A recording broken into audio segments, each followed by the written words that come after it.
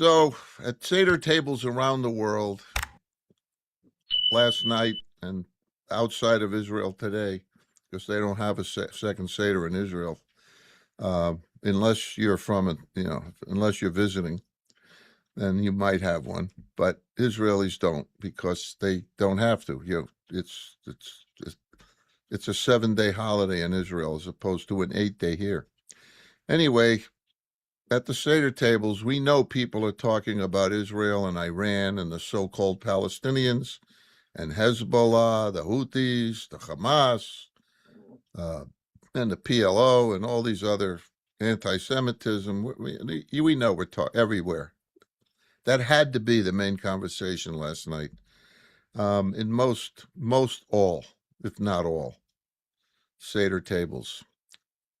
But my question is, what do you believe the day after this war ends? What do you believe it will be like? And how does it parallel Pesach? Like when we left Mitzrayim. There has to be a parallel, and I believe there is. In every generation, we say, they rise up against us. There's that joke. They came to kill us. We won. Let's eat. Well, that can't be enough. It can't be enough. So what parallels can we draw from this?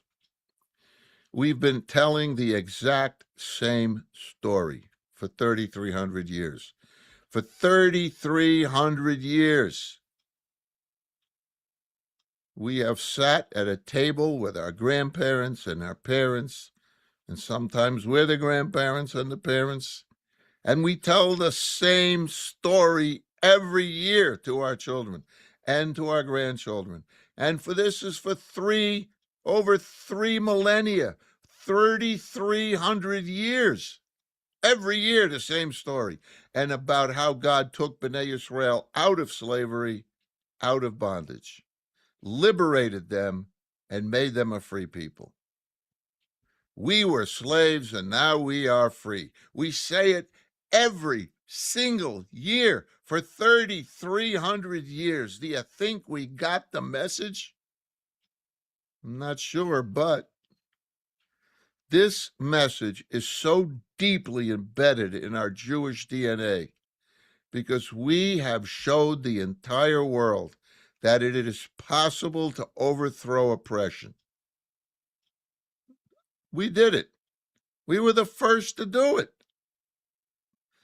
Before the Exodus from Egypt, this notion was completely foreign to everybody.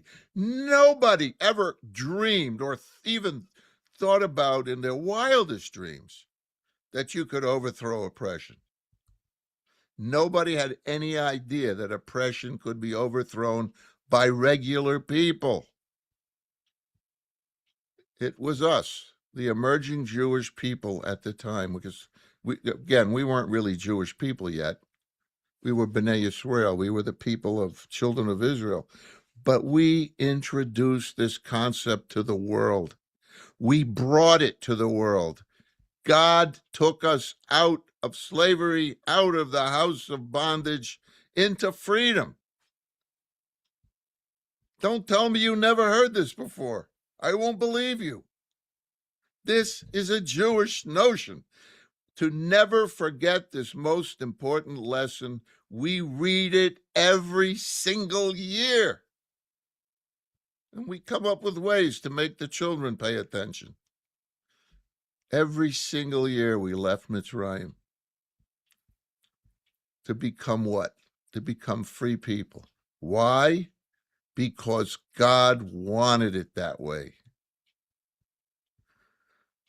Though Israel was under the yoke of the Assyrians who wanted to destroy us by dispersing the 10 northern tribes, through the Babylonians, then through the Greeks on Hanukkah, and through Rome after that, we have been reading the exact same story every time, all through our history. We hunkered down in dark places throughout Europe as we escaped what was going on during this 2,000-year-long exile from Egypt. We read it when we were exiled from England in 1290. We read it when we were exiled from France after that, and from Spain after that. We read it during the Inquisition, then through the pogroms, then through the Holocaust, and again on October 7th. We read the same thing year after year through it all. We have been telling the same story when we faced 7 armies in the land of Israel when it became a state. That is why we continue to tell the same story to this day. I think the most important message to tell every family is to recount what I am telling you now. You got to tell them this. It has been told by every single Jewish parent until it reaches you from the Exodus. It came from the Exodus every year, every story, every time, until it got to you. You got to pass it down. The reason we are still here is because we have always told this story. That's why we're here. This is the secret to our existence. This is the reason the Jews are here, because we can tell the same story that we believe as a people. We are charged with bringing to the world the idea that people can stand against oppression. We can stand against oppression. And we must stand up against evil. It is possible to expunge it from the world. That's the message. We just have to do it. We have to follow through. You know, I think God meets the Jewish people halfway. God never goes all the way. That's for sure. But God meets us halfway. How can we not take stock of what we are seeing and understand that there are miracles happening right now in the world? Thank God. Even during our Pesach Seder, when we were retelling the story that comes from our Torah, we must know that not every member of Bnei Israel left Egypt. It's true. Some stayed behind. The sages tell us this. Some stayed behind. We know they did. But last night, during our Seder, the President of the United States is talking about the miracle that's going on in the Middle East and how it's almost coming to an end. But there are people who don't see this as a miracle. Not just Goyim, the Jews too. They don't see this as a miracle. How did this happen? In fact, many who were not Bnei Israel joined the people who did leave Egypt. Non-Jews. At the time, they weren't called Jews. There were Bnei Israel that didn't leave, and there were Bnei Israel that did leave, and people who were not Bnei Israel and went with them. Because they wanted to be free. They didn't want to stay behind. In other words, there were people who were opening their minds to choose to see this as a miracle, that leaving Egypt was a miracle, because it wasn't obvious to everybody. How it wasn't, I don't know, but it wasn't. There were Bnei Israel who didn't see it and they stayed behind. There were some people who were Egyptians and not Bnei Israel who saw it and went with Israel, the children of Israel. So how do we know this? We know because Bnei Israel, right after the Sea of Reeds, what did they do? They thought it was a miracle. They go through the Sea of Reeds, they sing this great song, and then they forget about it. Why? They built a golden calf. They forgot. They ignored it. They didn't see it as a miracle. I don't know what happened. How could they build this golden calf? They had just experienced an amazing miracle. So they either forgot or denied what they saw. I don't know. I wasn't there. But they either denied it or forgot or didn't understand it. And I'm afraid too many of us are denying the miracle that we are living through right now, today. It is a miracle. I'm going to tell you why in a minute. But we have to choose to see a miracle. If you look at things every day, you're seeing some miracles every day.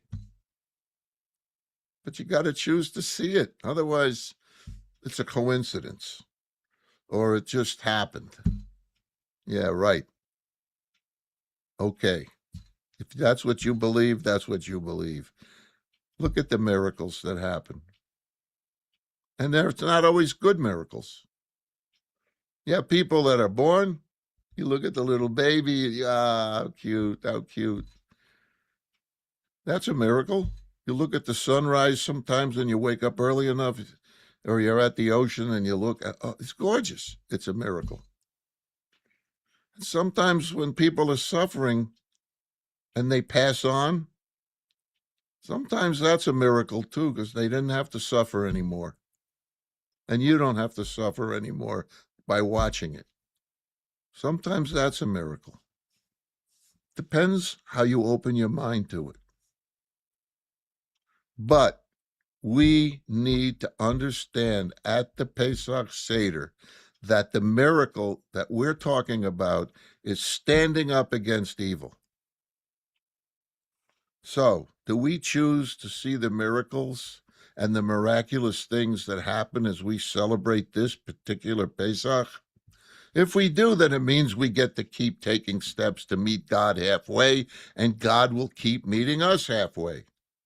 Our relationship with God has always been a partnership, not a one-way thing.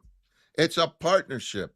That is the ultimate story of what this Pesach really means for us. But we must connect it to the day after that and the day after that. Doesn't end at the Seder. What happens when this miracle ends? By doing this, by looking at the day after and the day after that, we're going to find something amazing, and it's going to happen because we're going to make it happen. What is it? Think about it. This is the amazing miracle. If you don't understand this, I really feel badly because it's so beautiful to think about it this way. You know, Israel's going to win. Israel's going to emerge from this conflict the uncontested strategic and military leader in the Middle East. We can all almost guarantee that. Well, why is that a miracle? This is a country with 9 million people. 9 million people, the whole country. That's a little more than the state of New Jersey. And it's as big as New Jersey, right? But if on the map of the world, it's a minuscule little tiny dot. It occupies only 1% of the Middle East. It's almost like saying that that New Jersey, go look at it. If you look at all of North America, Canada, the United States, go look at a map. Find New Jersey on it. If you're looking at the whole map, you can't find it. It's a little dot. So is Israel, but the Middle East is huge. And it is that Israel who, together with its ally, the United States, is fighting the largest enemy in the existence of the Middle East and the largest terror regime in the entire world. This little dot. Don't tell me it's not a miracle. This war will end, creating a major shift of opportunity for Israel. We got to believe that. It should give birth to the Abraham Accords on steroids. It should create the ability to redo energy in which Israel is a core bridge between the East and the West. It's already negotiating huge deals. The war's not over yet. And it's negotiating huge deals with India and Kenya. Explain that as not being a miracle. No trigger. I'm not going to trigger a political fight. I'm not trying to do that, but it may. But I'm not trying to do it, and I don't really want to argue about it. I just want to make a fact statement. Go back 40 years ago. There are videos on YouTube. Those videos are from Prime Minister Netanyahu, and there's videos from President Trump from 40 years ago. He wasn't even talking about or thinking about running for office. He wasn't even on TV. He was just a real estate guy. They both have huge, long, explaining videos about the situation and they wanted to get rid of Iran. Both of them. There's also Ron Dermer. You take these three people. They understood the idea that the only way to have true, lasting peace in the Middle East is for Israel to be the regional power. And I mean the regional power. Little tiny Israel, the dot on the regional power. In case of Israel, in this case, that is not meant to be a bad word. Sometimes you think a regional power is a bad word. Not in the case of Israel. Why? Because it relies on the fact that it needs safety and security. That's all. It's a power that the region needs for sustainable economic growth.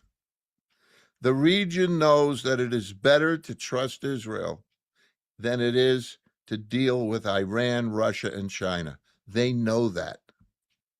They know that. They don't have a choice right now. The region knows that unlike other countries, Israel has no interest at all in becoming an imperialistic nation. Israel does not want to take over Syria. Israel does not want to take over Iran. It doesn't want to take over anything else other than its own country. All is, and we know that because it kept giving away things for peace. It just wants to live in peace, in shalom. That's all it wants. It wants secure, and it wants a prosperous Middle East. A prosperous Middle East. Not just Israel, because they live to help each other. We need to believe in and move in that direction. We need to do that. From the American perspective, this transition will create a much healthier relationship with our country, as Israel, because it is safe and secure, will no longer need to depend on the United States for the level of military support that we give it today. That's good for Israel, and that's even better for the United States. Think about it. So on this first day of Pesach, 5786, I pray that it is what the day after is going to look like. I pray for that. Ken Yehi Ratzon, may it be God's will.